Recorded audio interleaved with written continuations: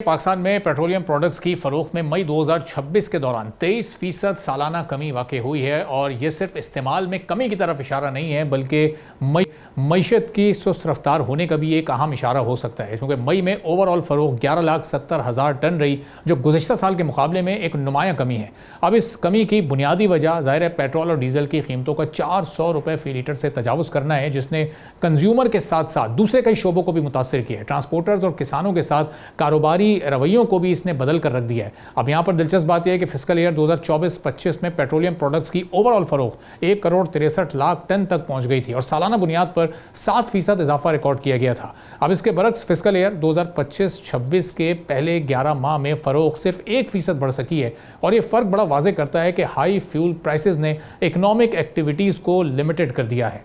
आलमी मार्केट में पिछले 2 रोज़ में फिर क्रूड ऑयल की कीमत ऊपर गई है, जिसका असर कल तक सामने आ सकता है, क्योंकि कल ज़ाहिर नई प्राइस को अनाउंस होना है। माजी में हुकूमत की यही प्रैक्टिस रही है। इस तरह पेट्रोल एक बार फिर 400 भी क्रॉस कर सकता है और उसमें ज़ाहिर है कि कोई बड़ी कमी भी आ सकती है। अब ये कल हुकूमत पर ही मुनसर है, लेकिन रिसेंट जो हुकूमत की पॉलिसी है वो यही रही है कि हफ्ते में अगर 5 दिन कीमत में कमी हो तो उसका फ़ायदा आवाम तक नहीं पहुँच पाता आलमी मार्केट का, जबकि अगर 2 दिन भी आलमी मार्केट में कीमत ऊपर चली जाए तो वो फ़ौरन इजाफा आवाम को पास ऑन कर दिया जाता है। अब हाई फ्यूल प्राइसेस से फूड सिक्योरिटी भी खतरे में पड़ जाती है। डीजल की कीमतों में इजाफे से एग्रीकल्चर सेक्टर के लिए तशवीशनाक सूरत हाल सामने आती है। हाई डीजल प्राइसेस की वजह से मई 2026 में डीजल की फरोख्त 32% कम होकर 4,55,000 टन रह गई है। अब पाकिस्तान जैसे एग्रीकल्चर मुल्क में डीजल से ट्यूब वेल चलते हैं और फिर ट्रैक्टर्स में भी वो इस्तेमाल होता है, हार्वेस्टिंग में भी उसको इस्तेमाल किया जाता है। अब ये एग्रीकल्चर सेक्टर में जो मशीनरी है उसकी अक्सरियत डीजल पर चलती है। जब डीजल महंगा होता है तो फिर कॉस्ट बहुत ज़्यादा बढ़ जाती है। इसका असर बराह रास्त फसलों की कॉस्ट और प्रोडक्शन पर पड़ता है।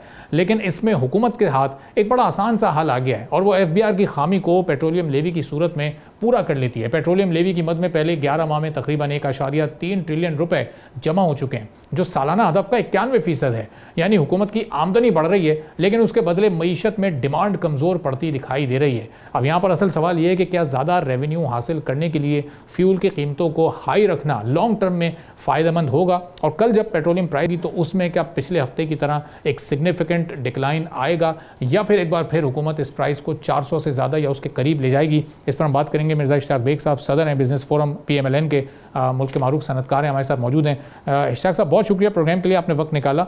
अब ये बढ़ती हुई पेट्रोल प्राइसेस ज़ाहिर है आलमी मंडी में जिस तनासुब से बढ़ रही है, ऐसा महसूस होता है कि पाकिस्तान में उससे ज़्यादा तेज़ी से बढ़ रही है। ये हमारी इकोनॉमी को कितना हिट कर रही है? एक आम आदमी तो इससे ज़ाहिर है बहुत शदीद मुतासिर है। देखिए, जैसे आपने अपने इंट्रो में कहा कि ये बड़ी पॉजिटिव चीज़ है। एक तरफ बड़ी इससे हम खुश हैं कि जी हमारी जो ऑयल कंजम्पशन है टोटल, वो उसके अंदर जो है तकरीबन कोई 23% जो है वो कमी आई है, जो कि अच्छी चीज़ है, क्योंकि इससे ये होगा कि हमारा जो इम्पोर्ट बिल है उसके अंदर हमारा जो है वो कमी वाकया हुई है।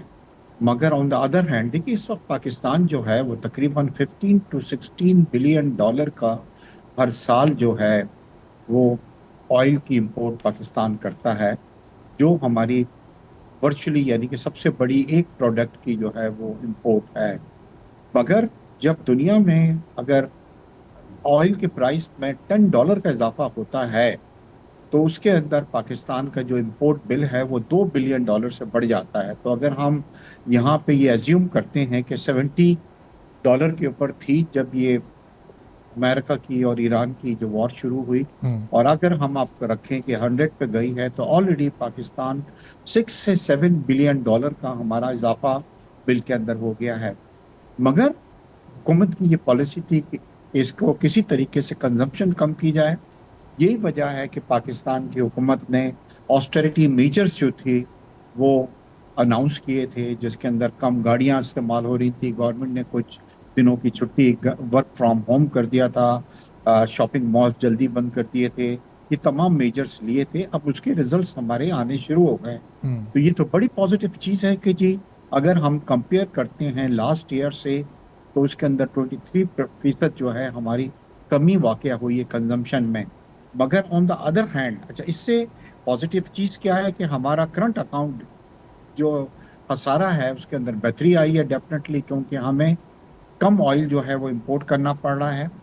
और दूसरी बात ये हो रही है कि हमारे जो ज़र हमारी फॉरेन एक्सचेंज रिजर्व्स हैं, हमारे हम्म। फॉरेन एक्सचेंज रिजर्व जो हैं उसके ऊपर प्रेशर नहीं पड़ रहा। नहीं तो अभी अगर हम 6 से 7 बिलियन डॉलर का इसके ऊपर इजाफा उसके ऊपर हो चुका होता। मगर दूसरी तरफ यह है कि ये आपने अपने इंट्रो के अंदर ये पॉइंट आउट किया है कि हमारी मौशी सरगर्मियां जो हैं, इंडस्ट्रियल ग्रोथ जो है, हम्म। हमारी इंडस्ट्रियल प्रोडक्शन जो है हमारी, वो भी डेफिनेटली इससे मुतासिर हो रही है। और खास तौर पे ज़राअत जो है हमारी, क्योंकि ज़राअत के अंदर ट्यूबवेल जो है उनका जो है इस्तेमाल जो है वो बहुत कॉमन होता है। और अब ये बहुत ज्यादा मुश्किल हो गया है कि इतनी महंगा अगर फ्यूल लेके ट्यूबवेल चलाए जाते हैं तो इसका डेफिनेटली हमारी इकोनॉमी के ऊपर फर्क पड़ेगा। और ऑलरेडी हम ये एंटिसिपेट कर रहे हैं कि because of the oil prices increase, Pakistan की जो जीडीपी है उसके अंदर तकरीबन कोई 0.5% जो है कमी आएगी। हम ये एक्सपेक्ट कर रहे थे कि इस बार पाकिस्तान की जीडीपी जो है वो तकरीबन 4% तक हम चले जाएंगे, बट अब मेरे ख्याल से 3 और 3.5% से ज्यादा हम एक्सपेक्ट नहीं कर रहे हैं हमारी जीडीपी।